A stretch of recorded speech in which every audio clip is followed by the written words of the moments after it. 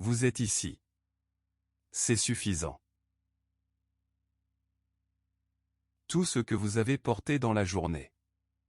Posez-le sur le sol à côté du lit. Tout ce que vous avez porté dans la dernière heure. Posez cela aussi. La pièce que vous êtes sur le point d'entrer ne nécessite rien de tout cela. Il y a un couloir à l'intérieur de vous cette nuit. Long. Frais. Doux sous vos pieds. À l'extrémité lointaine, une grande salle. Et le long des murs de cette salle, 50 portes. Derrière chaque porte, une version différente de vous. Certains ont déjà fait ce que vous essayez encore de faire. Certains sont déjà devenus qui vous devenez lentement. Certains vous attendent, et attendent depuis plus longtemps que vous le savez. Ce soir, vous allez en rencontrer un. Avant de descendre le couloir, respirez. Vers l'intérieur, lentement. Vers l'extérieur, lentement. Encore une fois. Vers l'intérieur, lentement. Vers l'extérieur, lentement. Cette pratique ne vous demande pas de croire à rien. Qui que vous compreniez être dans cette pièce avec vous? Dieu. Les saints. Vos ancêtres. Votre moi supérieur. Votre moi futur. Votre inconscient. L'univers. La partie de votre cerveau qui imagine. Ou simplement vous, parlant à vous-même. Tous sont les bienvenus ici. Le mécanisme est le vôtre à choisir. La pratique est la même. Vous pouvez fermer les yeux maintenant s'ils ne sont pas déjà fermés. Vous pouvez mettre votre écran face vers le bas s'il n'est pas déjà vers le bas. La pièce n'a pas besoin de lumière. La pièce n'a pas besoin que quelqu'un regarde. Elle n'a besoin que de vous. Le couloir est assez réel maintenant pour marcher. Chaque pas, sans hâte. Chaque respiration, un peu plus lente que la dernière. Les murs du couloir sont chauds au toucher. Le sol est mou. Pierre sombre, bois poli. Vous pouvez choisir, mais ce n'est pas important. Le plafond est haut, et s'arrondit doucement vers le haut. Au bout du couloir, la grande salle s'ouvre. Vous entrez. Autour de vous, 50 portes. Vous n'avez pas besoin de les compter. Vous n'avez pas besoin de les trouver toutes. Certaines nuits, vous n'en verrez que quelques-unes. Certaines nuits, vous les verrez toutes à la fois. Certaines nuits, une seule sera illuminée. Ce soir, une d'elles vous appelle. Laissez l'attrait venir à vous. Ne le cherchez pas. Vous êtes attiré. Vers une porte. Cette porte est sur le côté gauche de la pièce. Plus haute que les autres. La lumière en dessous est régulière, chaude, sans hâte. Vous l'avez dépassée de nombreuses fois dans votre vie sans la voir. Ce soir, vous la voyez. Il n'y a pas de symbole sur la porte. Aucun nom gravé dedans. Aucune instruction. Mais vous savez. Vous savez ce qu'est cette porte. C'est la porte de la version de vous qui n'a pas besoin d'approbation. Vous pouvez sentir quelque chose se déplacer en lisant ces mots. C'est correct. Vous pouvez sentir du soulagement. Vous pouvez sentir de la peur. Vous pouvez sentir le poids de la façon dont vous avez longtemps joué un rôle. Vous pouvez sentir la terreur tranquille de ce qui se passerait si vous arrêtiez. Vous pouvez remarquer le visage de quelqu'un qui est parti quand vous avez arrêté d'essayer si fort de lui plaire. Vous pouvez remarquer la voix de quelqu'un qui était là uniquement parce que vous étiez utile. Vous n'avez à rien faire avec cela. Vous avez juste à passer par cette porte. La version de vous de l'autre côté fera le reste. Derrière cette porte se trouve la version de vous qui a appris une mathématique étrange. Que votre valeur n'était pas calculée par leur approbation. Que les gens qui valaient la peine de garder n'étaient pas ceux qui avaient besoin d'une performance. Qu'il y avait une sorte d'amour qui ne nécessitait pas que vous vous réduisiez. Vous pouvez porter votre main à la porte maintenant. Le bois est chaud. La poignée tourne. Passez à travers. La pièce au-delà de la porte est différente de la première pièce. Elle est plus grande. Pas grandiose. Mais habitée. Il y a plus de meubles ici. Une fenêtre, bien que vous ne puissiez pas voir ce qu'il y a au-delà. Il y a de la lumière, mais elle ne vient pas seulement d'une bougie. La lumière vient d'eux. De l'autre côté de la pièce, une figure s'assoit à une table. Et autour d'eux, sur des étagères, sur les murs, sur la table elle-même, se trouvent les petits restes d'une vie qui n'a pas demandé de permission. Des livres qu'il voulait lire. Une tasse de thé qui a refroidi tandis qu'il réfléchissait. Des papiers. Un stylo. Un instrument qu'il jouait pour personne. La preuve tranquille d'un moi qui n'avait pas besoin d'être applaudi pour exister. Vous vous asseyez à la table face à eux. Observez-les d'abord. C'est la règle de chaque pièce du conseil. Avant les mots. Avant les questions. Avant tout. Observez-les. Remarquez comment ils sont assis. À l'aise, mais pas effondrés. Il n'y a pas de tension en eux qui essaie de vous plaire. Il n'y a pas non plus d'armure. Pas de posture défensive.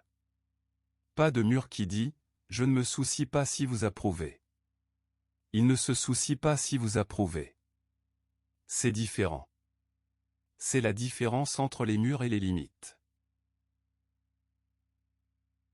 Remarquez leurs mains.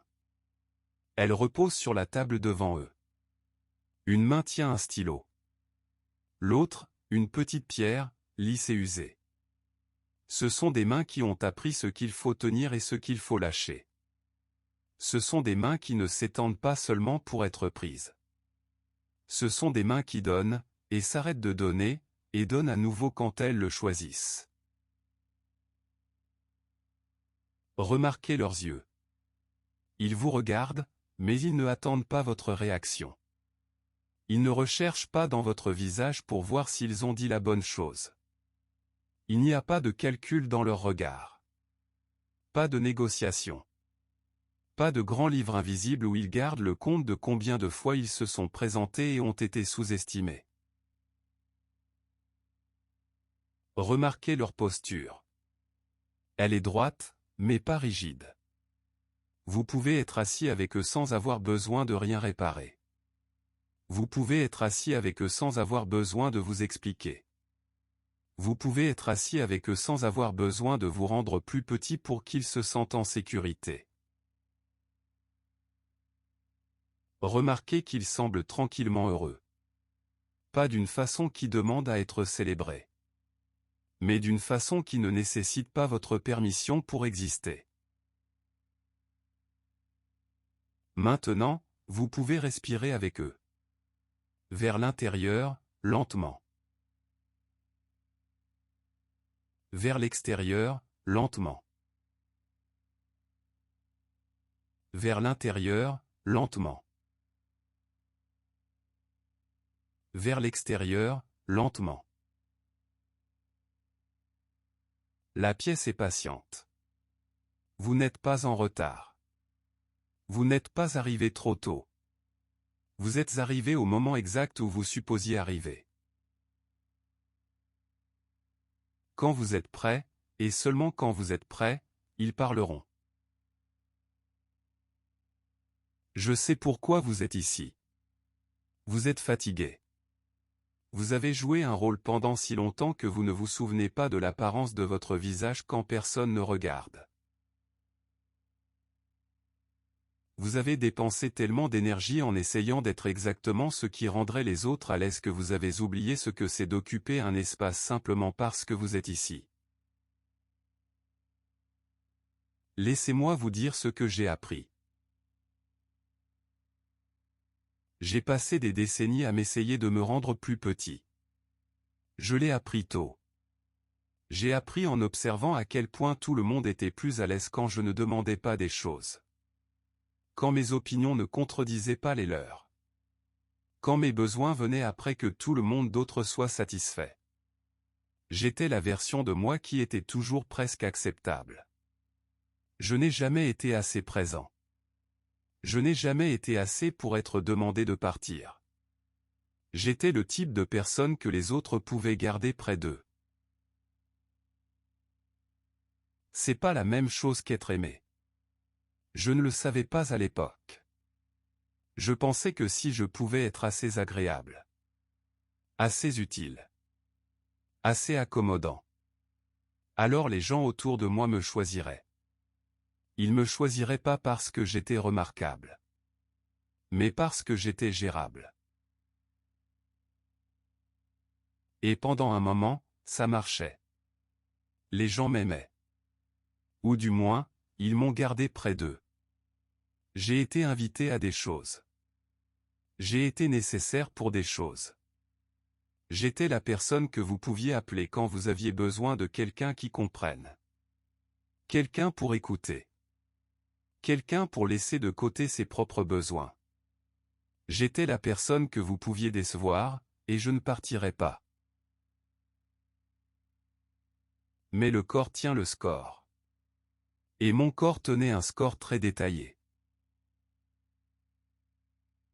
Mes épaules vivaient quelque part près de mes oreilles. Tous ces efforts pour me rendre acceptable. Ma mâchoire était serrée si fort que je grinçais des dents la nuit. Tout ce travail pour dire la bonne chose. Pour ne pas dire la mauvaise chose.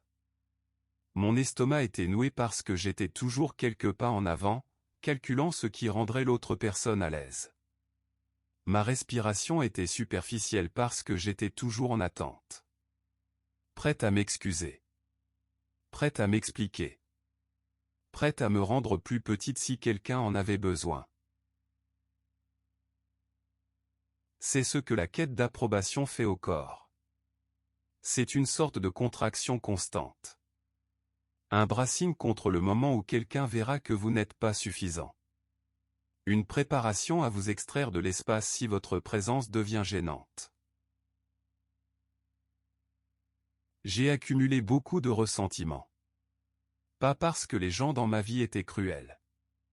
Certains l'étaient. La plupart ne l'étaient pas. Ils vivaient simplement leur vie. Et je vivais ma vie aux marges de la leur. Je les ressentais de ne pas voir combien je faisais. Mais ils ne pouvaient pas le voir, parce que je le faisais invisiblement. Je les ressentais de prendre et de prendre. Mais ils ne m'avaient pas demandé de leur donner tout. J'avais simplement le fait.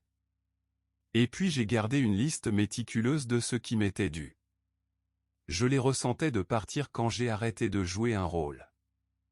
Mais certains d'entre eux n'avaient jamais vraiment voulu. Ils voulaient la version de moi qui ne demandait jamais rien. Il y avait un ami. Je ne vous dirai pas son nom. Mais vous savez qui c'est. Vous avez votre propre version de cette personne. C'était quelqu'un que j'aimais. J'étais là pour eux. J'ai écouté. J'ai réorganisé ma vie autour de leurs besoins. Quand ils traversaient quelque chose, j'étais là. Quand ils avaient besoin de se plaindre, j'écoutais. Quand ils souffraient, j'ai tenu l'espace pour cela. J'ai fait cela pendant des années. Et puis j'ai arrêté. Pas parce que j'en avais décidé.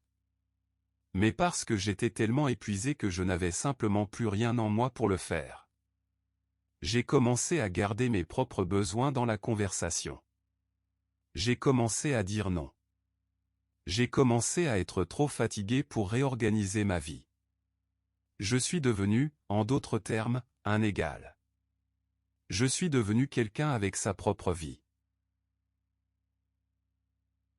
Et ils sont partis. Pas tout à la fois.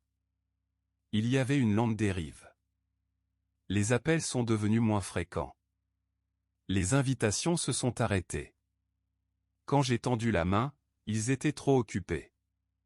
Et j'ai réalisé quelque chose qui m'a brisé le cœur. Ils ne m'aimaient pas. Ils aimaient ce que je faisais pour eux. Et j'ai pensé, c'est le coup. C'est ce qui se passe quand vous arrêtez de jouer un rôle. Les gens qui n'étaient là que parce que vous étiez utile partiront. C'est la perte que vous payez. Mais laissez-moi vous dire ce que je sais maintenant. Cette personne m'a fait le plus grand service de ma vie. Ils sont partis. Et en leur absence, j'avais enfin l'espace pour découvrir qui j'étais quand je n'essayais pas d'être quelqu'un d'autre. Cet espace était terrifiant.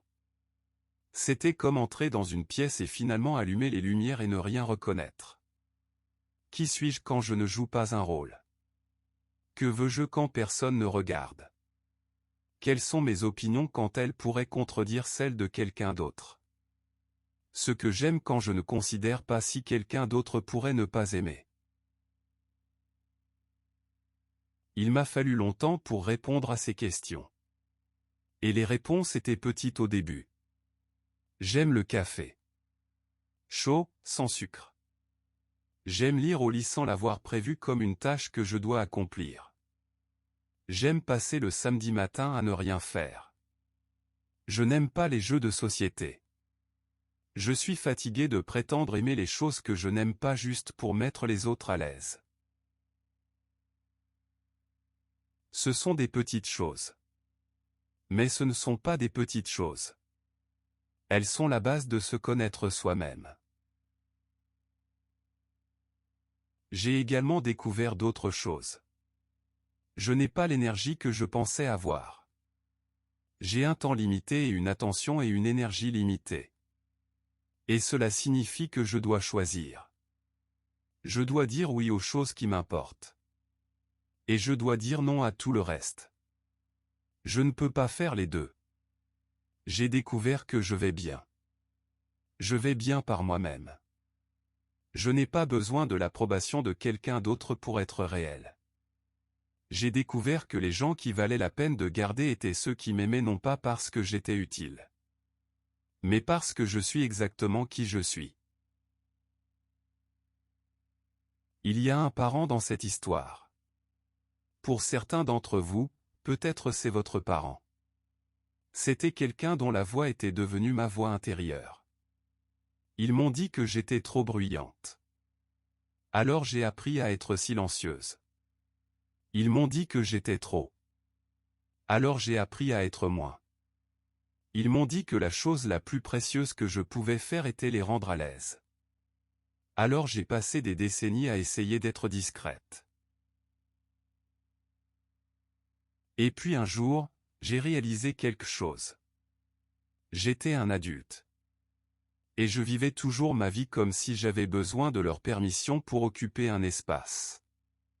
Je sursautais toujours en entendant un certain ton de voix. Je m'excusais toujours pour des choses qui n'étaient pas de ma faute. Je prenais toujours des décisions en fonction de ce qu'ils penseraient. Et j'ai pensé, je ne peux pas les pardonner pour qu'ils soient de bons parents. Je ne peux pas m'expliquer jusqu'à ce qu'ils comprennent. Je ne peux pas assez bien jouer un rôle pour qu'ils soient fiers de moi. La seule chose que je peux faire est d'arrêter de permettre à leur voix d'être ma voix intérieure. Cela a nécessité de la pratique. Ce n'est pas quelque chose qui se passe en une seule fois. Mais ça commence petit. Vous dites non sans vous expliquer. Et le monde ne se termine pas. L'autre personne peut être en colère, peut-être. Ou déçue. Mais ils n'ont pas le pouvoir de vous effacer. Vous occupez un espace. Vous habitez votre propre vie. Vous existez non parce que vous avez gagné le droit par l'utilité, mais parce que vous êtes ici. Il y a un moment que je veux vous raconter. C'était des années dans cette pratique d'apprendre à ne pas avoir besoin d'approbation. J'étais à une réunion. Une réunion familiale. Le genre où vous êtes autour de gens qui vous connaissent toute votre vie. Qui ont déjà décidé qui vous êtes. Et quelqu'un a fait un commentaire sur moi. Une petite chose, tranchante. Cela m'aurait détruit une fois. Une fois, j'aurais passé le reste de la soirée à essayer de corriger l'impression qu'ils avaient de moi. Mais cette fois, j'ai remarqué quelque chose. Ce n'est pas tombé de la façon que cela avait l'habitude de le faire. Cela n'a pas créé cette ruée immédiate à être mieux, expliquer, me rendre plus petite. J'ai simplement pensé, d'accord, ils pensent cela de moi. Et puis je suis revenu à ma conversation. Et la personne qui donnait le cadeau, c'était elle qui a passé la soirée bouleversée. Parce que je n'avais pas joué un rôle pour elle. Je ne lui avais pas donné la satisfaction de savoir qu'elle m'avait blessé. C'est quand j'ai compris. L'approbation que vous poursuivez. Ce n'est pas question d'être assez bon. C'est donner pouvoir à l'autre personne.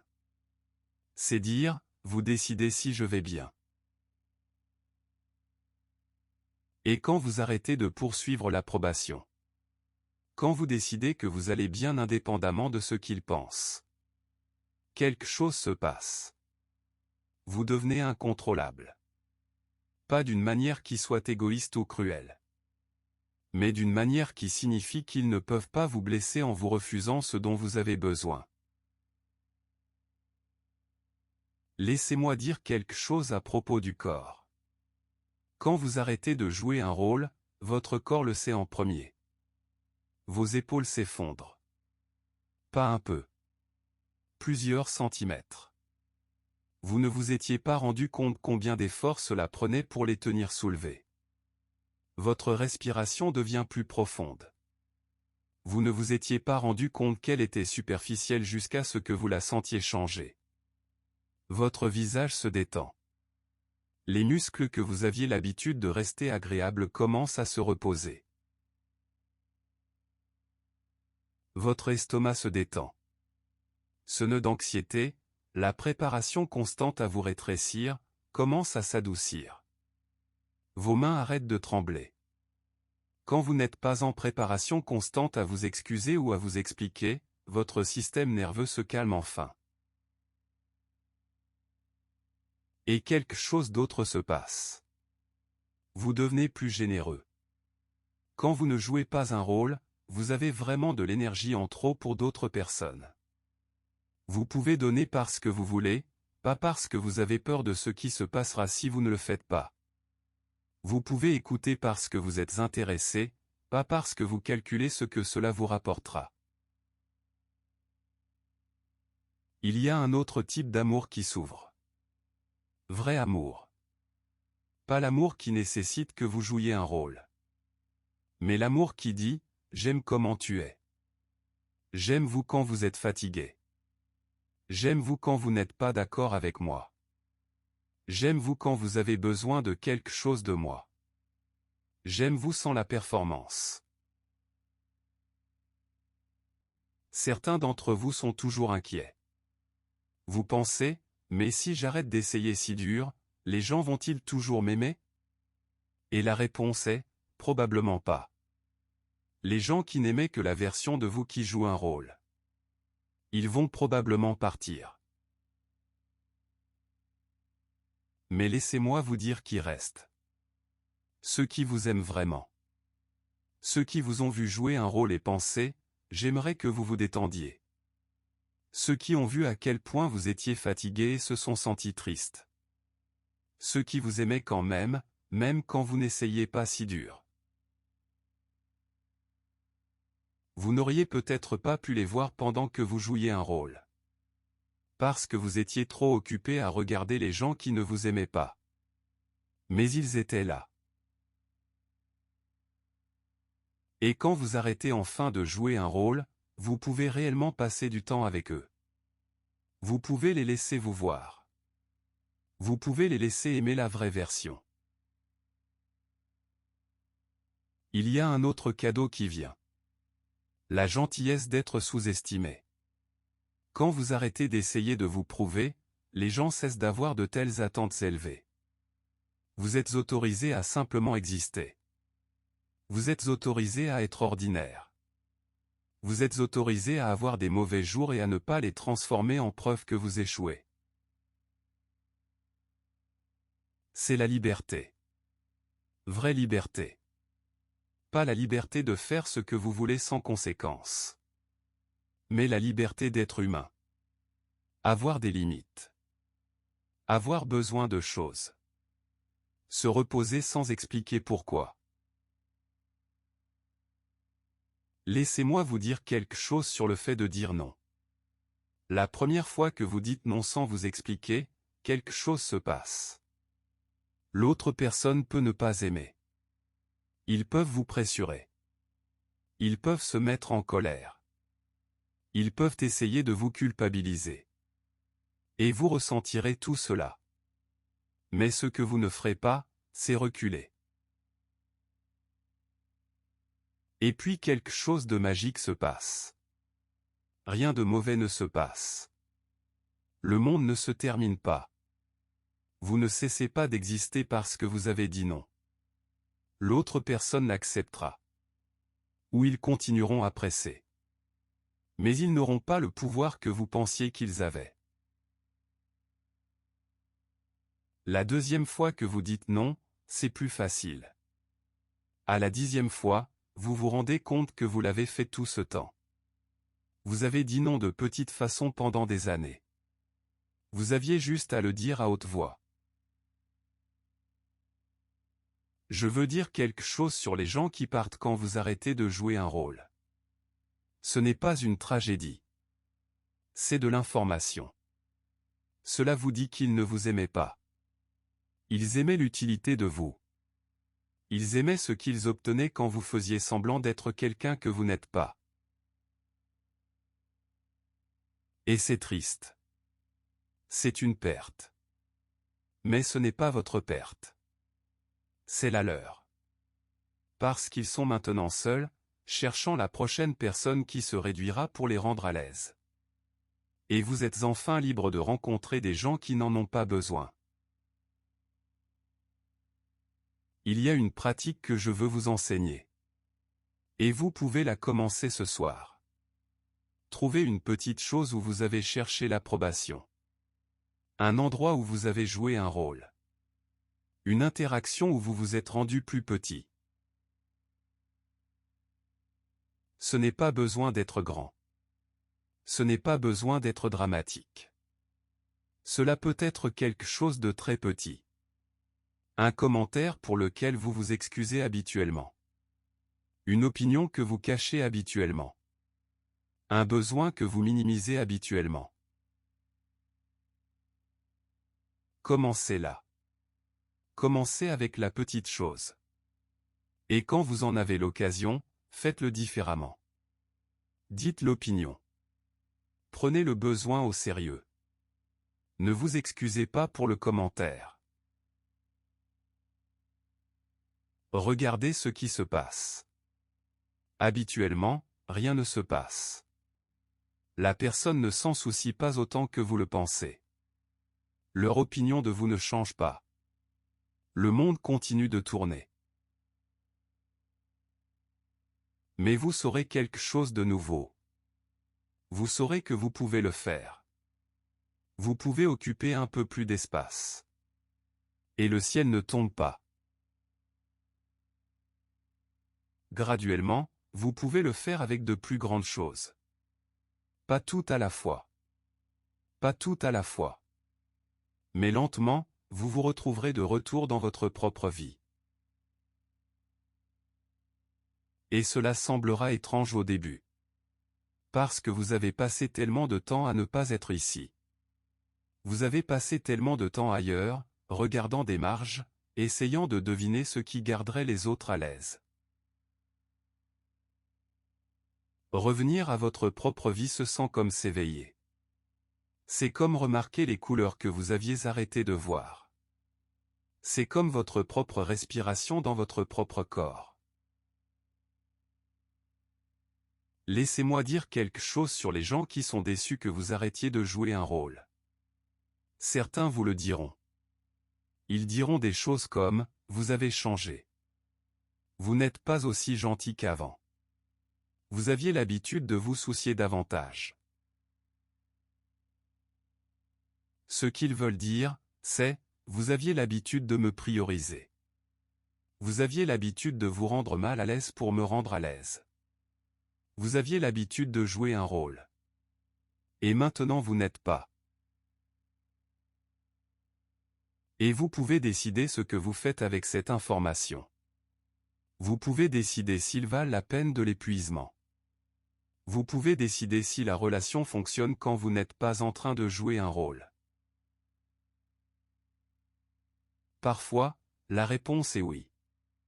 Vous pouvez avoir une vraie relation avec quelqu'un. Celui qui ne nécessite pas une performance. Mais parfois, la réponse est non. Et c'est permis. Je veux dire quelque chose sur le fait d'être seul. L'une des plus grandes peurs de ne pas jouer un rôle est que vous serez seul. Que les gens partiront. Que vous n'aurez personne. Et certains partiront. Mais une partie de cette solitude dont vous avez peur est la solitude que vous avez déjà. Vous êtes déjà seul. Vous êtes seul dans votre performance. Vous êtes seul parce que les gens autour de vous ne connaissent pas la vraie version de vous. Ils connaissent la version que vous les laissez voir. Quand vous arrêtez de jouer un rôle, certains partent. Mais ceux qui restent vous connaissent. Le vrai vous. Et c'est une compagnie différente.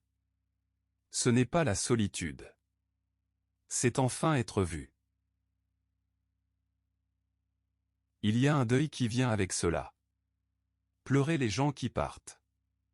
Pleurez la version de vous qui a joué un rôle si dur. Pleurez l'énergie que vous avez dépensée.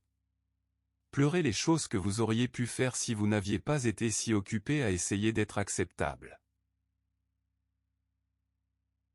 Laissez-vous sentir ce deuil.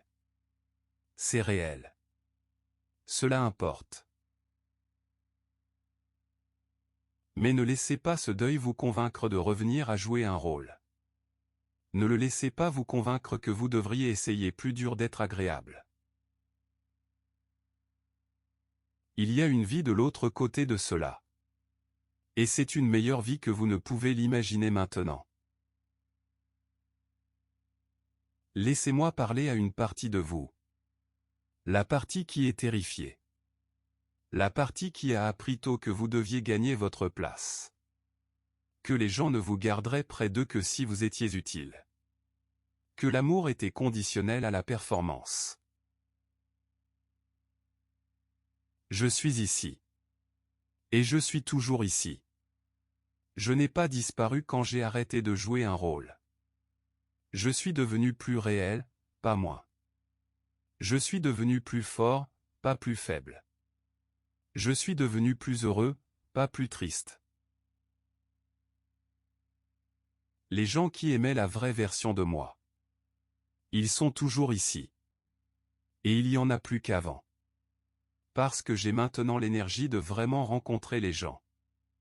Être vraiment dans les relations. Vraiment donner quand je le choisis, pas quand j'ai peur de ne pas le faire. Vous êtes autorisé à rentrer à la maison maintenant. Vous êtes autorisé à vous reposer dans votre propre vie. Vous êtes autorisé à occuper un espace. Vous êtes autorisé à avoir des besoins. Vous êtes autorisé à dire non. Vous êtes autorisé à exister, exactement comme vous êtes, sans le gagner. Avant de quitter la pièce ce soir, il y a une petite chose. Vous pouvez vous lever, lentement. Ou vous pouvez rester assis. La version de vous de l'autre côté se lève aussi. Ou ne le fait pas. Vous reflétant. Vous vous faites face. Il place une main, doucement, sur l'endroit où vous avez porté la fatigue. Pour certains d'entre vous, c'est la poitrine. Pour certains, les épaules.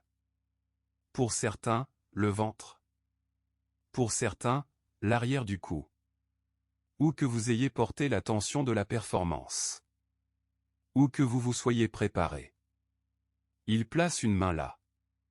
C'est chaud. Ça ne presse pas. Ça ne tire pas. Ça repose simplement. Puis ils disent, très doucement. Vous pouvez arrêter maintenant. La performance est terminée. La main reste pour une respiration de plus. Puis elle s'envole. Et à sa place, une chaleur se propage à travers vous. Une chaleur comme la permission. Une chaleur comme enfin être autorisé à se reposer. Vous pouvez vous éloigner d'eux maintenant. Vous pouvez vous tourner lentement. La porte derrière vous est ouverte. Passez à travers. Ne regardez pas en arrière la pièce. La pièce sera là demain. Le mois sera là demain. Pour ce soir, vous avez assez fait. Le couloir s'ouvre autour de vous. Il est plus sombre maintenant qu'à votre arrivée. C'est correct. Le couloir prépare le sommeil. Vous pouvez marcher quelques pas, puis arrêter de marcher. Vous pouvez simplement rester debout dans le couloir. Ou vous pouvez continuer, et le couloir se dissoudra doucement autour de vous. Il n'y a pas de mauvaise manière de quitter une pièce du conseil. Où que vous soyez maintenant. Lit. Chaise. Sol. La place douce entre être éveillé et dormir. Restez là. Le travail est fait. Demain, vous pouvez remarquer que quelque chose est plus léger. Vous pouvez ne pas le nommer. Vous pouvez ne pas le connecter à ce soir. C'est correct. Le moi dans la pièce ne cherche pas de crédit. Le sommeil est bienvenu ici. Vous êtes vu. Vous êtes suffisant. Vous êtes libre de leur regard. Vous êtes à la maison en vous. Vous êtes aimé sans performance.